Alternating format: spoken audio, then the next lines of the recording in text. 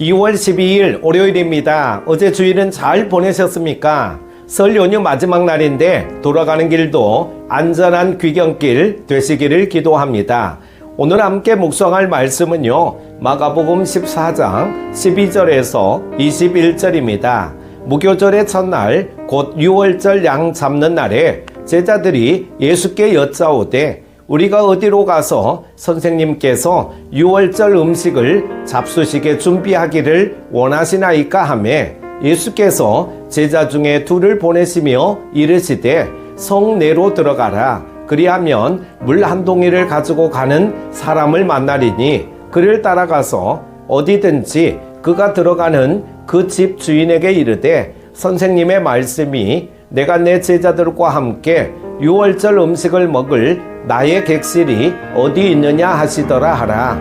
그리하면 자리를 펴고 준비한 큰 다락방을 보이리니 거기서 우리를 위하여 준비하라 하시니 제자들이 나가 성내로 들어가서 예수께서 하시던 말씀대로 만나 6월절 음식을 준비하니라. 저물매 그 12를 데리시고 가서 다 앉아 먹을 때에 예수께서 이르시되 내가 진실로 너희에게 이르노니 너희 중에 한 사람 곧 나와 함께 먹는 자가 나를 팔리라 하신대 그들이 근심하며 하나씩 나는 아니지요 하고 말하기 시작하니 그들에게 이르시되 12 중에 하나 곧 나와 함께 그릇에 손을 넣는 자니라.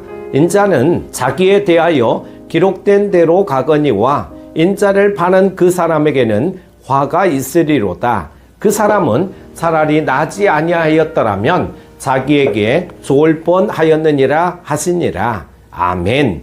예수님은 마지막 6월절 식사를 제자들과 함께 하셨습니다. 그리고 식사 자리에서 가룟 유다가 당신을 배신할 것을 언급하셨습니다. 가룟 유다에게 회개할 기회를 주신 것입니다.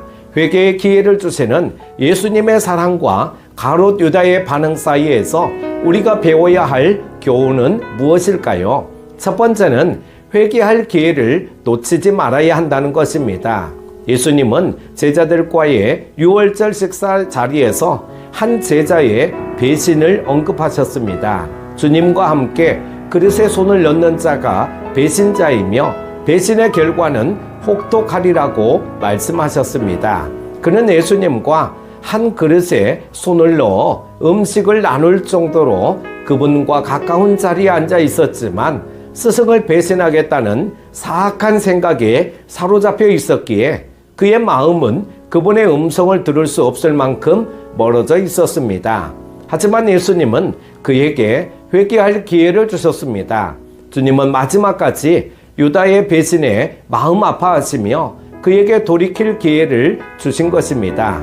주님이 가룟 유다에게 미리 경고의 말씀을 주셨던 것처럼 우리가 주님에게서 멀리 떠나 있을 때 주님은 우리에게 돌아오라고 말씀하십니다. 그 말씀 앞에서 우리는 죄를 변명하거나 합리화하려는 유혹을 내려놓고 회개할 기회를 붙잡아야 할 것입니다.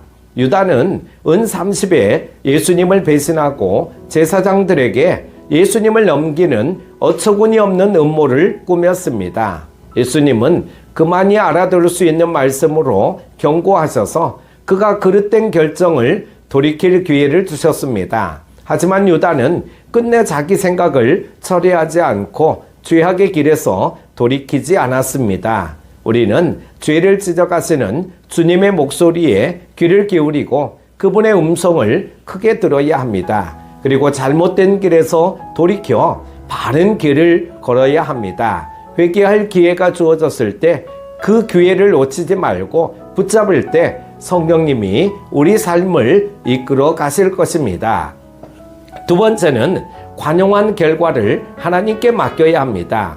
예수님이 가룟 유다에게 돌이킬 기회를 주신 것은 그를 향한 사랑과 관용의 표현이었습니다. 하지만 유다는 그 사람의 손길을 거부했습니다. 악한 길에서 돌이키지 않았고 자신의 사악한 생각을 따라 배신의 길을 갔습니다. 이러한 유다의 반응은 우리를 당혹스럽게 만듭니다. 우리가 다른 사람들을 용서하고 관용을 보인다고 반드시 선한 결과가 따라오지는 않기 때문입니다. 우리가 용서한 사람이 회개하고자 자신의 행실을 돌이키는 것은 전적으로 하나님의 주권에 맡겨야 하는 일입니다. 이스라엘의 사울 왕 역시 다윗의 용서와 관용을 경험한 사람이죠. 사울은 다윗을 죽이기 위해 3,000명을 거느리고 엔게디 산성에 이르렀습니다. 전투를 앞두고 사울이 용변을 보기 위해 급하게 들어간 동굴이 공교롭게도 마침 다윗이 부하들과 함께 숨어 있던 곳이었습니다. 다윗은 자신을 죽이려는 사울을 손쉽게 죽이거나 사로잡을 수 있었죠. 그러나 다윗은 사울 몰래 그의 겉옷자락만 잘랐을 뿐 그를 살려주는 관용을 베풀었습니다. 하지만 다윗의 관용에도 사울은 다윗을 죽이려는 마음을 끝까지 돌이키지 않았습니다. 우리가 다른 사람의 허물을 용서하는 것은 참으로 어려운 일이죠. 게다가 우리의 관용에도 상대방이 변하지 않는다면 우리 마음은 더욱 상할 수 있습니다. 하지만 결과와 상관없이 우리가 다른 사람을 용서해야 하는 이유는 하나님이 우리를 용서해 주셨기 때문입니다. 사랑하는 교태가족 여러분, 가롯 유다는 주님이 주신 회개의 기회를 저버리고 멸망의 길로 갔습니다.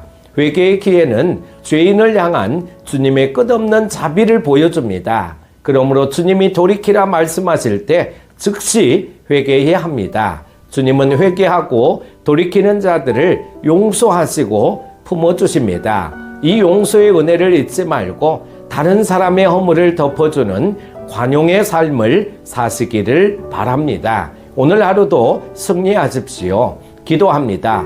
사랑의 하나님 아버지, 어제 주일도 잘 보내게 하여 주시고 세상 가운데서 한 주간을 살아가게 하심을 감사드립니다.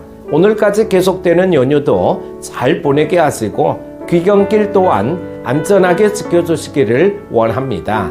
또한 주신 말씀을 기억하며 계속해서 우리에게 회개할 기회를 주시는 주님을 기억하며 가롯 유다와 같이 영적 불감증에 빠지지 말게 하시고 우리가 우리에게 잘못한 사람을 용서하여 준 것 같이 우리 죄를 용서하여 주시기를 원합니다.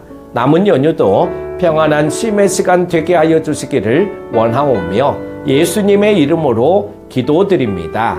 아멘.